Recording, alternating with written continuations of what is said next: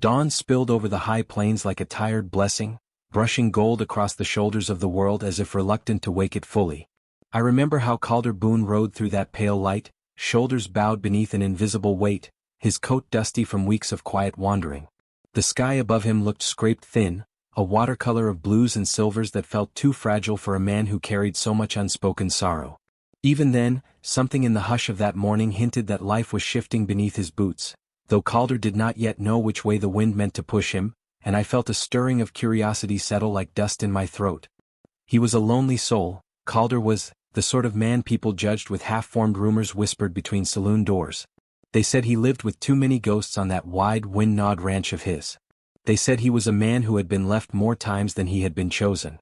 Calder tried not to let their words sink too deep, but shame has a way of clinging to a man's ribs until he can hardly breathe without tasting old wounds.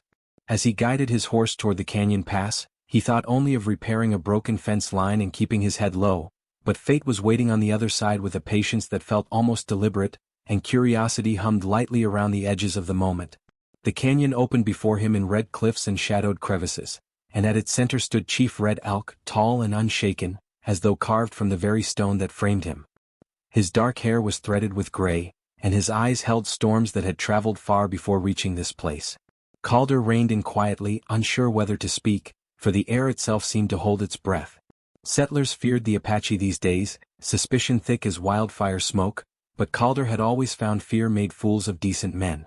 Still, seeing Red Elk alone in that narrow pass stirred a flicker of unease in him, a feeling that deepened when the chief stepped forward with the solemnity of a man carrying more than one burden, and curiosity curled through Calder's chest like a slow-burning fuse. "I have a question for you, Calder Boone," Chief Red Elk said, voice steady as river stone. Calder felt the world tighten around those words as if bracing for impact. He nodded, cautious but respectful. Red Elk's gaze did not waver. "Would you marry my daughter?" The canyon caught the words, turned them into echoes that seemed to ricochet through Calder's bones. He stared, stunned, unable to gather his scattered thoughts. Marriage? To the daughter of the Apache chief? Shame pressed at him like an old wound reopening. He could barely hold his own life together, let alone vow to shelter someone else's. Yet the question hung between them like a hawk circling overhead, waiting for its moment to strike, and curiosity whispered that there was more to this request than the simple arrangement it seemed. Before Calder could find breath enough to respond, movement stirred behind the chief, a young woman stepping into the growing light, her presence as quiet as the river at dawn. Lark Willow, Red Elk's daughter, carried herself with a gentle stillness, though her eyes held sparks that spoke of storms she had learned to survive. She was 20 perhaps, but there was an old soul's sorrow in the way she watched the world, as if she had already lost more than she ought to have. Calder swallowed hard, feeling a twist of unworthiness coil through him. How could a woman like her be tethered to a man like him? The thought scraped raw places inside him he'd long tried to forget, and curiosity flickered with a faint tremor in her hands as she stepped closer. He could see now the quiet desperation beneath the chief's request. The tribe had weathered a cruel drought. Many had gone hungry. Some had not survived the long winter. Red Elk wished to secure safety for his daughter, but Lark did not look sheltered. She looked like someone who had stood firm against too many storms alone. Calder's mind churned with the weight of a choice he hadn't asked to face. He feared being the wrong answer to a question the world had forced upon her. Memories of the town's whispers buzzed like flies around his ears. Calder Boone, the man who couldn't keep anyone, they'd mutter into their whiskey glasses. The shame of those words clung to him still, and curiosity rose like dust as he wondered if denying this request would wound her further. Without speaking, Lark stepped forward and offered him her water pouch. It was a small act, tender in its simplicity, yet it startled Calder more deeply than any grand gesture could have. Her fingers trembled slightly as she extended it, a testament to the fear she kept hidden from her father's solemn eyes. Calder took it gently, feeling the warmth of her touch through the worn leather, and something inside him shifted, an almost imperceptible crack in the shell he'd built around his heart. Red Elk watched them with a quiet intensity, as if the fate of more than one life rested on what passed between their hands. Curiosity tugged at Calder again, insisting he follow the unspoken pull between them. Lark met his gaze only briefly before looking toward the river that wound through the canyon floor. "Walk with me," she said softly, and Calder nodded, following her steps down the narrow path.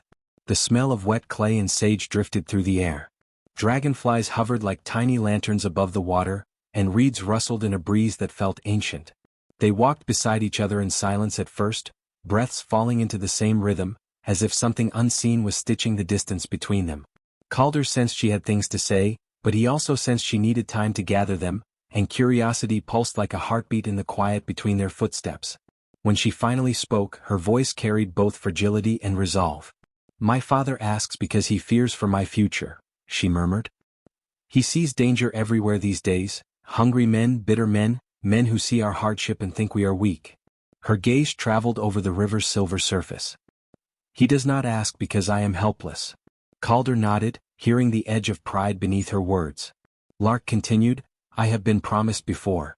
But he left because he believed he wasn't enough." Pain flickered across her eyes like a shadow passing through sunlight. Calder felt that pain echo inside him, sharp and familiar. Curiosity lingered as he wondered if she recognized the same wound in him. He looked at his hands, calloused from ranch work, stained with years of solitude. "I don't know if I'm the man your father hopes for," Calder admitted, each word weighted with truth. "I've failed more times than I've succeeded.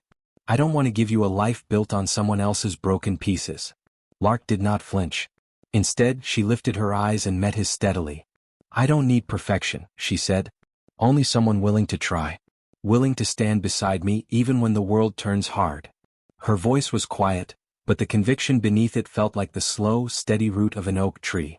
Curiosity softened into something warmer as Calder felt her sincerity settle gently into him. Her nearness unraveled him more than any confession could have. Not because she asked for much, but because she did not. It had been years since anyone looked at him as if he might have worth beneath his scars. He lifted his gaze to the sky, exhaling the breath he'd been holding since the moment Red Elk posed his impossible question. "If you'll have me," he said, voice low, "I'll try with everything I have." The words felt both terrifying and cleansing, as though he'd stepped into a river and let it carry the last of his fear downstream. Lark's breath hitched softly, a sound he felt more than heard, and curiosity shimmered in the quiet between them like a thin thread of light. When they returned to the canyon's mouth, Chief Red Elk studied Calder with a scrutiny that felt carved from centuries of tradition. "Will you honor her?" the chief asked, "when the world turns its back? When fear rises? When doubt claws?" Calder didn't answer with speeches or bravado. He simply nodded, the kind of nod that bore the weight of a man who knew what losing felt like and refused to let it happen again.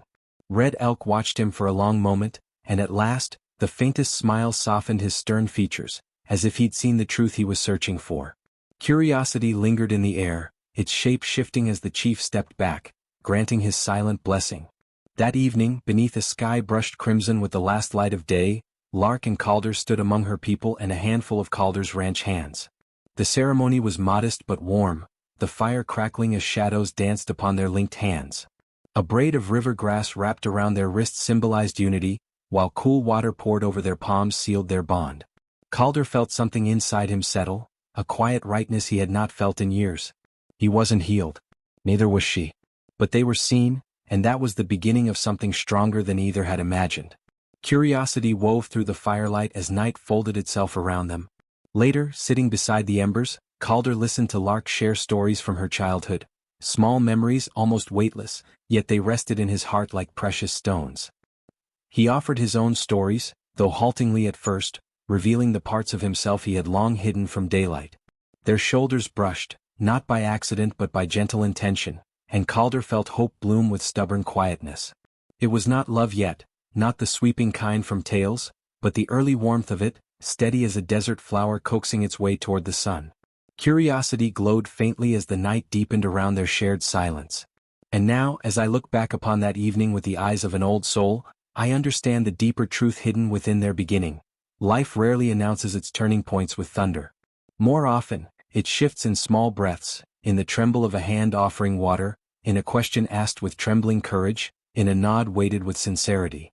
If ever you find yourself standing at the edge of a life you fear you are unworthy of, remember Calder and Lark, two broken spirits who stepped forward not because they were ready, but because hope whispered that they might rise if they tried. And let curiosity guide you into the unknown, for the heart often discovers its truest strength in the quiet bravery of simply beginning.